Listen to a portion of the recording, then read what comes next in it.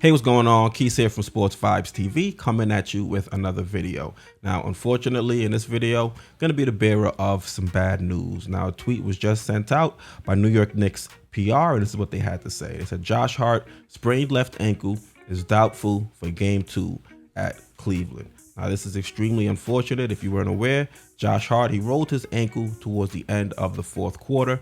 Luckily for us, he was able to gut it out, stayed on the court, and he ended up knocking down a really crucial three towards the end of the game that put us up for good.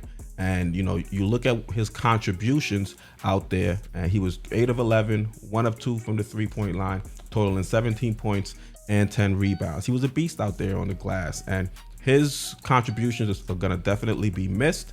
But if you look at this team, one of our major strengths this year has been our depth. And, you know, they said it time and time again throughout this season. It's going to be next man up. So you look at the guys we have on this roster.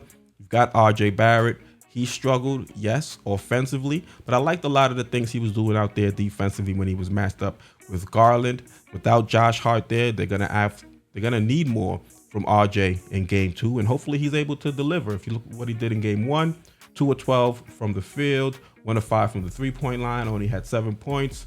4 rebounds, did have 6 assists and 4 steals. So he was doing some good things out there. Hopefully he can build upon those positives. He even knocked down a 3. He only hit 1 of 5, but that one that did go down, hopefully that's something he can build upon and, you know, be a little bit more efficient out there in Game 2. And this is going to be a game where we're really going to need him to step up as that third option, especially with that second unit. You know, Tibbs likes to have RJ out there with that second unit, guys like Quick, guys like Hart, and, you know, with Josh Hart not in the lineup, you're gonna expect a lot more from RJ with that second unit. So hopefully he's able to step up to the challenge and perform as expected. Another guy that we're gonna need more from, Manuel Quickly.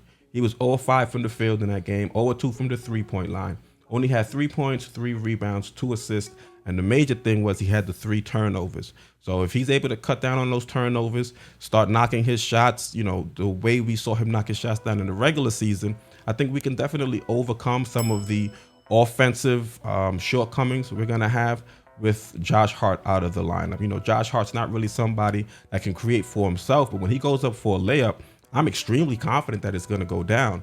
You know, so if, you know, Quick and RJ are better able to capitalize off of their offensive opportunities in Games 2, I think we can definitely make up some of the slack that we are going to lose from with Josh Hart being out, because Josh Hart was definitely a monster offensively in that first game.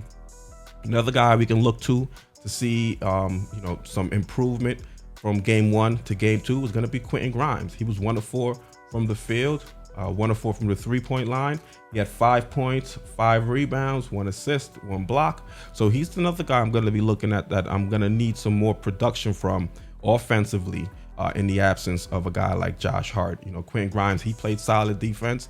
I think he was good in the minutes he was matched up against a guy like Donovan Mitchell. If I'm not mistaken, I think Donovan Mitchell was 1 of 6 from the field when he was guarded by Quentin Grimes. So defensively, Grimes is doing a lot of what we need him to do out there on the court. Just need to see a little bit more offense from him throughout the season. I think one of the biggest gripes we've had as Knicks fans is Grimes hasn't been getting the proper amount of touches, not enough shot attempts, and, you know, it was more of the same in Game 1. Hopefully in Game 2, with the absence of Josh Hart, they can try to get Grimes into the offense a little bit more, because it's gonna take a team effort to really overcome the things that we're gonna lose with Josh Hart out of the lineup. Josh Hart is a dog. He has that hustle mentality. He's diving for loose balls, and he's winning a lot of the 50-50 plays. And when you look at playoff basketball, that's a big reason why teams win or lose. Who's coming up with those 50-50 possessions? And, you know, we have guys that can hustle, get to the ball, and, you know, play solid defense and knock down shots. So they're just gonna have to turn it up in Game 2.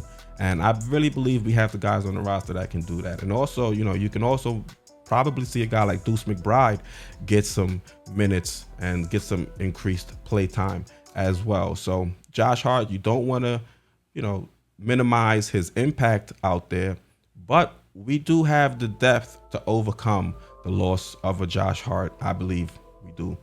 at least. And, you know, if you want to look at it optimistically, maybe he's healthy enough to play, but the team with game 1 in the bag, they're saying, all right, let's give him a little bit more time to recover, and then he'll be fully healthy in game 3 to unleash him in front of the home crowd at MSG. But also, you know, I don't know if the team would want to take that risk. You have the Cleveland Cavaliers reeling right now. You listen to what some of these guys are saying.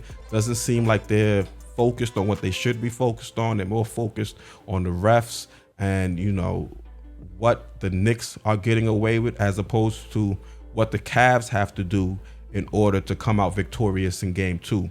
So if Josh Hart is healthy enough to play, I think the Knicks wouldn't, you know, take that risk and not have him play and think, okay, we got home court, we can kind of take our foot off the pedal, especially with a guy like Tibbs.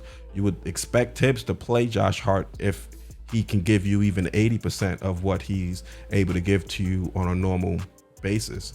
So to me, I don't think it's one of those scenarios. But again, you never know with this coaching staff and with this, you know, organization. Maybe that might be the route they decide to go. Me personally, I don't think it's the way they're going, but you still have to mention it and you still have to think about it in the back of your mind that this could be what they're trying to do. Another thing they could be trying to do is some gamesmanship. You know, you looked at the Julius Randle scenario. We didn't know what Julius Randle's status was until game time.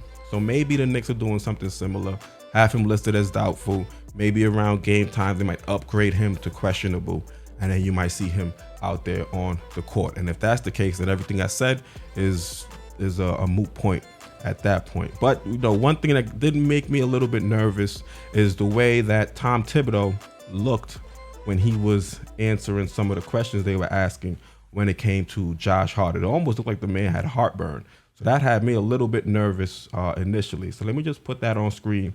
That way you guys can hear exactly what Tom Thibodeau had to say when he was asked about Josh Hart's status.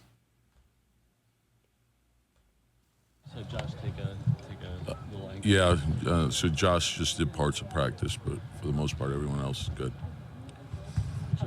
You expect him for game 2? Pardon? You expect Josh? We'll see how he feels tomorrow. Yeah. Is it a sprained ankle? Yeah.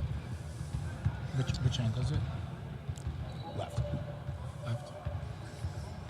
Yeah, it looked like he was having a hard time getting up, but stayed in the game and I think hit the Yeah, shot right. like usually with sprains like that, it's more how you feel the next day. So he said he felt fine in the game, and you know, see where he is tomorrow.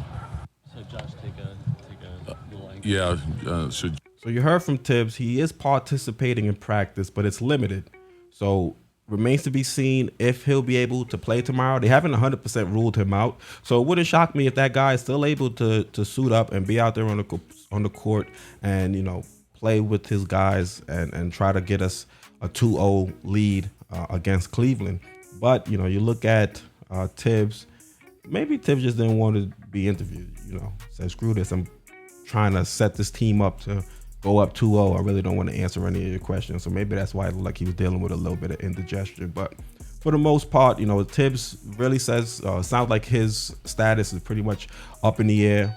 Tibbs said they'll reevaluate him. They'll check him out tomorrow, and then we'll get a better understanding of where he is physically. Again, hopefully he's able to play. We definitely can use the energy he provides out there, his efficiency when he goes up with his shots, the defense, and, you know, just his mentality. I think when he's out there on the court, other guys feed off of his vibe. You know, they say immaculate vibes. That's what you get from a guy like Josh Hart when he's giving his all and he's out there hustling and trying to make some big plays. So let me know what you guys think down in the comments. Do you think Josh Hart will be able to go? I'll put a poll down in the comment section. You guys vote and let me know what you think. Once again, I'm Keith, host of Sports Vibes TV, and I'm out.